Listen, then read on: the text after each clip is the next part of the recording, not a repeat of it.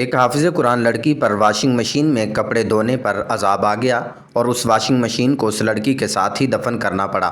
آخر ایک معمولی سی بات پر اللہ تعالیٰ کا عذاب کیوں نازل ہوا؟ جب لوگوں کو اس کی حقیقت کا پتہ چلا تو لوگوں کی چیخیں نکل گئیں۔ ناظرین، یہ واقعہ آخر تک ضرور سنیے گا، کیونکہ بہت سارے لوگ ایسی غلطیاں کرتے ہیں جن کی وجہ سے ان کو عذاب کا سامنا کرنا پڑتا ہے۔ کہا جاتا ہے کہ مظفر گڑھ کے ایک چھوٹے سے گاؤں میں ایک عورت بہت ہی مشکل سے زندگی گزار رہی تھی۔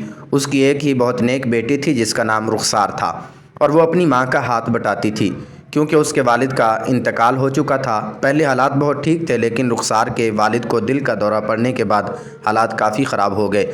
رخسار کی ماں بہت پریشان ہو گئی کہ اب گھر کے حالات کیسے سدھریں گے، جس کی وجہ سے رخسار کی ماں نے لوگوں کے گھر جا کر کام کرنا شروع کر دیا۔ رخسار کی ماں رخسار کو کبھی بھی اپنے ساتھ نہیں لے کر جاتی تھی، بلکہ رخسار کو ایک مدرسے میں داخل کروا دیا تاکہ حافظ قرآن بن سکے، اور رخسار بھی اپنی ماں کی خواہش پوری کرنے کے لیے مدرسے میں جایا کرتی تھی۔ جب رخسار نے قرآن حفظ کر لیا تو وہ گھر پر ہی رہنے لگی، کیونکہ رخسار کی ماں کے پاس اتنے پیسے نہیں تھے کہ وہ رخسار کو تعلیم دلوا سکے۔ رخسار کی ماں سہارا بننے کے لیے گھروں میں کام کرتی، جبکہ رخسار کو کہتی تھی کہ تم گھر میں ہی رہو اور مدرسے کی تعلیم پر دھیان دو۔ یوں دن گزرتے گئے اور ایک دن اچانک رخسار کی ماں لوگوں کے گھروں میں کام کر کے واپس آئی۔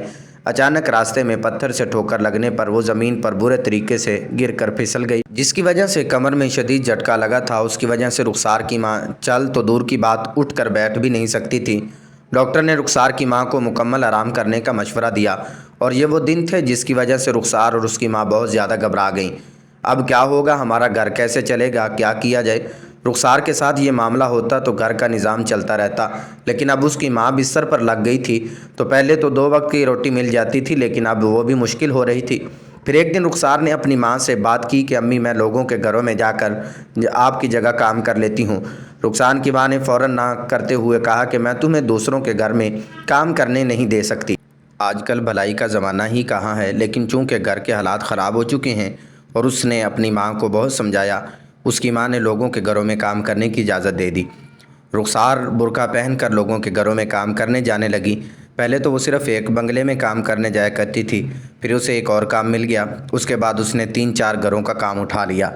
لیکن جب رخسار کی ماں کو بس کا پتہ چلا تو اس نے اتنا سارا کام اٹھا لیا تو رخسار کی ماں نے اسے کہا کہ تم کیوں اتنا بوجھ اپنی ننھی سی جان پر اٹھا رہی ہو؟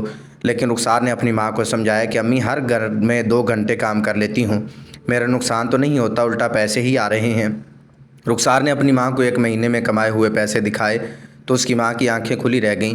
وہ بہت خوش ہوئی۔ دن یوں ہی گزرنے لگے۔ رخسار اپنی ماں کی جگہ پر لوگوں کے گھر جا کر کام کرنے لگی۔ وہ کچن سے کاموں کو لے کر کپڑے دھونے تک سب کام بہت خوشی سے کر لیتی تھی، اور اپنے گھر میں رہتے ہوئے رخسار نے کبھی کسی کام کو ہاتھ نہیں لگایا تھا۔ لیکن اب قسمت نے اسے اس موڑ پر لا کر کھڑا کر دیا تھا کہ وہ اب تمام کام بغیر کسی رنجش کے خوشی خوشی کرنے لگی، اور خاص طور پر کپڑے دھونے کا کام۔ بنگلے کی مالکن کو بھی رخسار یہی کہتی تھی، بی بی جی، سب سے پہلے میں کپڑے دھوؤں گی۔ مالکن بھی اسے اجازت دے دیتی تو پھر رخسار 2-2 گھنٹے خوشی خوشی کپڑے دھوتی رہتی تھی اور کپڑوں کو اچھی طرح مل مل کر دھونے لگی تھی، اور اس کے دھلے ہوئے کپڑے بہت صاف ہوتے تھے۔ یہ دیکھ کر مالکن بھی رخسار کی بہت زیادہ تعریفیں کرتی تھی اور کہتی تھی کہ تم اپنی امی سے بھی زیادہ اچھے کپڑے دھوتی ہو۔ بے شک تمہاری امی ٹھیک ہو جائے اور دوسرے کو گھر کا کام بھی کر لے، لیکن میرے گھر کے کپڑے تو تم ہی دھویا کرو گی۔ رخسار اپنی تعریفیں سن کر بہت خوش ہو جایا کرتی تھی۔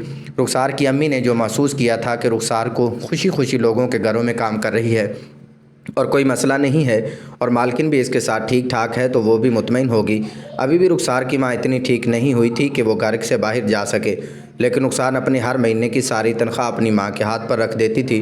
رخسار کی ماں نے جو اتنے زیادہ پیسے دیکھے تو وہ حیران رہ گئی، اور رخسار کو کہنے لگی، ارے رخسار، تم نے تو صرف 5 لوگوں کے گھر جا کر کام کیا ہے، لیکن یہ تنخواہ تو اس کے مقابلے میں بہت زیادہ ہے۔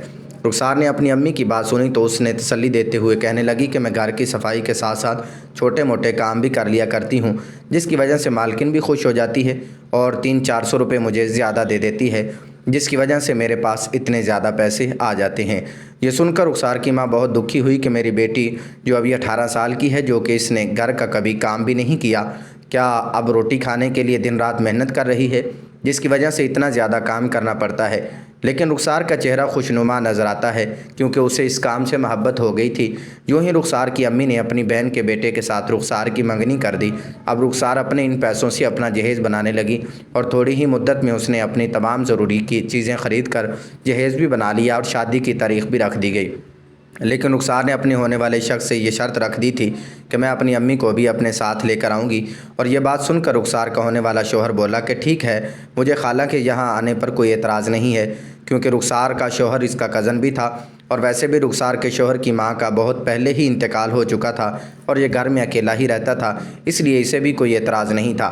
رخسار کی امی نے اپنی بیٹی کو سمجھایا کہ بیٹی یہ کیسی باتیں کر رہی ہو، کسی کے گھر بھلا میں کیسے جا کر رہ سکتی ہوں، اور میں تمہارے ساتھ نہیں جاؤں گی۔ لیکن رخسار نے ضد کر لی تھی کہ میں بھی اس وقت تک شادی نہیں کروں گی جب تک آپ میرے ساتھ سسرال نہیں جائیں گی۔ آخرکار اس کی امی نے اس کی ضد کو ماننا پڑا اور یوں رخسار کی شادی کے بعد رخسار کے ساتھ ہی رہنے لگی۔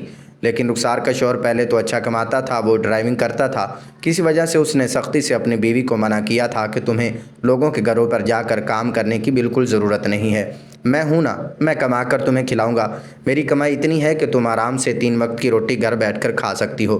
رخسار بھی ضد کرنے لگی کہ نہیں، مجھے وہاں جا کر کام کرنا ہی ہے، لوگوں کی صفائی کر کے مجھے بالکل بھی برا نہیں لگتا، کیونکہ وہاں کی مالکن بہت اچھی ہے، میرا بہت زیادہ خیال رکھتی ہے۔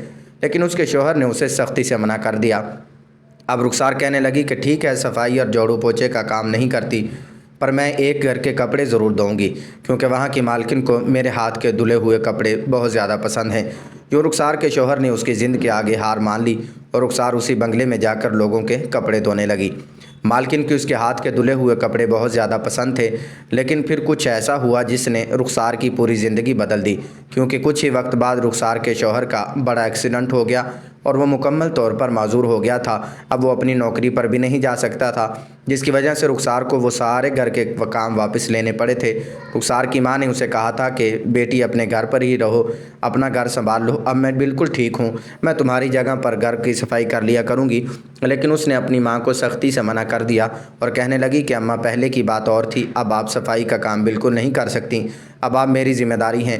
کچھ دنوں کے بعد رخسار کو پتہ چلا کہ وہ ماں بننے والی ہیں، تو رخسار کی ماں نے پہلے تو اسے منع کر دیا کہ تم گھر پر آرام کرو، اور رخسار کی ماں دوبارہ کام سے جانے لگی تھی۔ ایسے ہی مہینے کے آخر میں رخسار کی ماں کو تنخواہ ملی تو اس کی ماں کی تنخواہ رخسار کی تنخواہ کے مقابلے میں بہت کم تھی۔ رخسار کی ماں بھی چونک اٹھی، کیونکہ اس نے وہی کام کیے تھے جو رخسار کیا کرتی تھی، پھر پیسوں میں اتنا فرق کیوں پڑا تھا؟ لیکن اگلے مہینے رخسار نے فیصلہ کیا تھا کہ وہ ایسی حالت میں بھی کام کرنے جایا کرے گی، اور پھر ایسا ہی ہوا۔ رخسار اسی حالت میں لوگوں کے گھروں میں کام کرنے کے لیے جانے لگی۔ چند ماہ کے بعد ہی اس نے بہت ہی پیارے بچے کو جنم دیا تھا، اور جیسے ہی وہ بچہ اس دنیا میں آیا تو رخسار کے گھر والوں کو ایک اور آزمائش نے آن گھیرا۔ رخسار اپنے بچے کو جوڑ کر کام پر جاتی تھی، رخسار کی ماں اپنے نواسے کو سنبھالتی تھی، جبکہ اس کی بیٹی تھکی ہاری گھر واپس آتی تھی۔